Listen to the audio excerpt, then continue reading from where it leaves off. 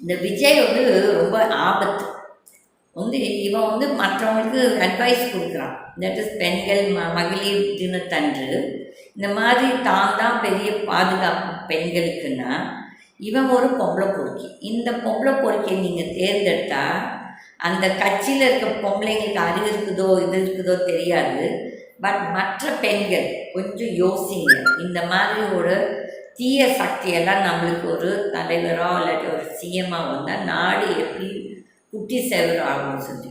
இப்போது எல்லா இடத்துலையும் விலைவாசி ஏறப்போகுது. ஏன்னா இந்த பெட்ரோல் தட்டுப்பாடு, கேஸ் தட்டுப்பாடு, டீசல் தட்டுப்பாடு, ப்ளஸ் விலைவாசி ஏறப்போகுது.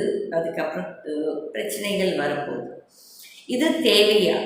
மக்கள் இதை விரும்பலை. எந்த நாட்டு மக்களும் இந்த போரை விரும்பலை. யாருமே அதை சப்போர்ட்டும் பண்ணுறதில்லை. இது இந்த அரசியல் தலைவர்கள் ஒவ்வொரு நாடும்.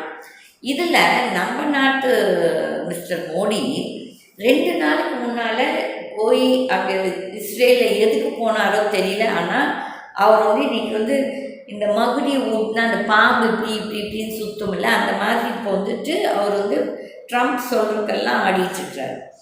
அப்போது இந்த நெதன்யாகு அவன் எதுக்காக இந்த ஆளை கூப்பிட்டாரோ தெரியாது. இது ரெண்டும் நீ அப்பா நாடு, நான் அம்மா நாடுன்னு சொல்லி, தாய் நாடு அது தந்தை நாடுன்னு சொல்லி டான்ஸ் ஆடிட்டு ஒரு பெரிய மெடலை வாங்கிட்டு வந்திருக்காரு. இந்த மோடி அவர்களுக்கு எப்போவும் இந்த மெடலும் இந்த ட்ரெஸ்ஸு ஒரு நாளைக்கு 10-100 ட்ரெஸ்ஸை மாற்றுவார் ஒரு கோமாளி.